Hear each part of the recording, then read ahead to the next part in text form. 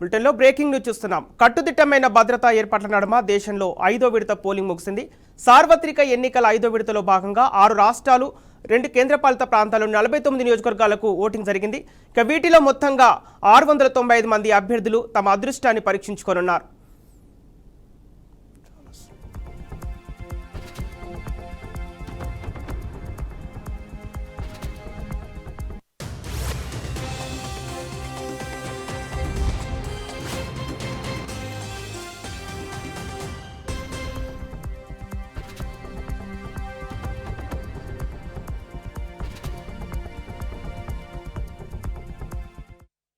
ఇక ఈ జాబితాలో రాజ్నాథ్ సింగ్, పీయూష్ గోయల్, స్మృతి ఇరానీ తదితర కేంద్ర మంత్రులతో పాటు కాంగ్రెస్ అగ్రనేత రాహుల్ గాంధీ, నేషనల్ కాన్ఫరెన్స్ ఉపాధ్యక్షుడు ఉమర్ అబ్దుల్లా వంటి ప్రముఖులున్నారు.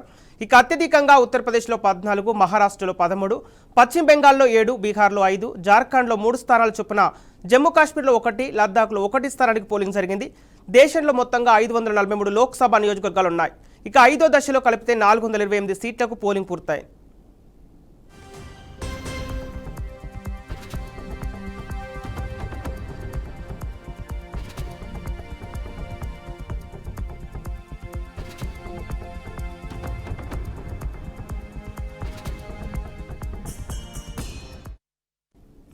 ఉత్తరప్రదేశ్లోని రాయ్బరేలీ, అమేథీ స్థానాలపై సర్వత్రా ఆసక్తి నెలకొంది.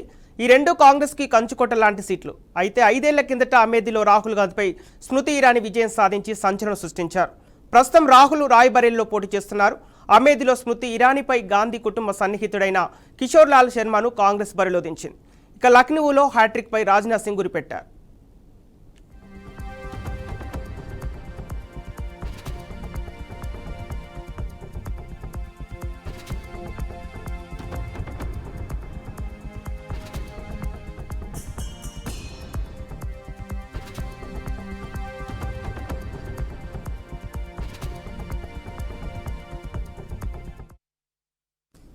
జమ్మూ కాశ్మీర్లోని బారాముల్లా లోక్సభ నియోజకవర్గానికి ఈ విడతలో పోలింగ్ జరిగింది. ఇక్కడ 17.37 లక్షల మంది ఓటర్లు ఉన్నారు. అందులో 500 మందికి పైగా శతాధిక వయస్కులున్నారు. ఇక బారాముల్లాలో మొత్తం 22 మంది అభ్యర్థులు తమ అదృష్టాన్ని పరీక్షించుకుంటున్నారు. వారిలో 14 మంది స్వతంత్రులు. ఇక్కడ మాజీ సీఎం, నేషనల్ కాన్ఫరెన్స్ ఉపాధ్యక్షుడు ఉమర్ అబ్దుల్లా, మాజీ మంత్రి సజ్జాద్లోన్ నుంచి గట్టి సవాల్ ఎదురవుతోంది. ఇక జైల్లో ఉండి పోటీ చేస్తున్న హవామీ ఇత్తెహాద్ పార్టీ నేత అబ్దుల్ రహీద్ షేక్ అలియాస్ ఇంజనీర్ రాహిద్ను తక్కువగా అంచనా వేయలేం.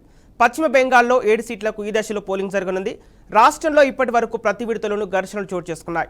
ఇక దీనికి తోడు 5వ విడతలోని 57% పోలింగ్ కేంద్రాలను సున్నితమైనవిగా గుర్తించడంతో ముందస్తు జాగ్రత్తగా 60,000కు పైగా కేంద్ర బలగాలతో పాటు 29,172 మంది రాష్ట్ర పోలీసులు మోహరించారు.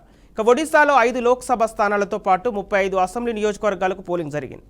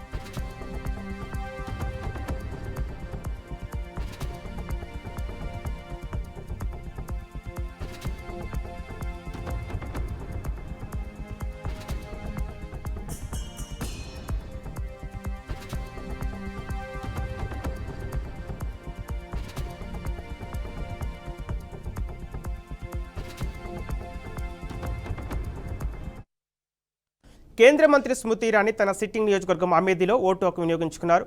ప్రతి ఒక్కరూ ఓటు వేయాలని ఆమె పిలుపునిచ్చారు. జార్ఖండ్ మాజీ ముఖ్యమంత్రి హేమంత్ సోరెన్ సతీమణి కల్పన సోరెన్ ఓటేశారు. ఇక ఆమె జేఎంఎం తరపున గాండే అసెంబ్లీ నియోజకవర్గం అభ్యర్థిగా ఉన్నారు. అక్కడ ఉప ఎన్నిక జరుగుతోంది.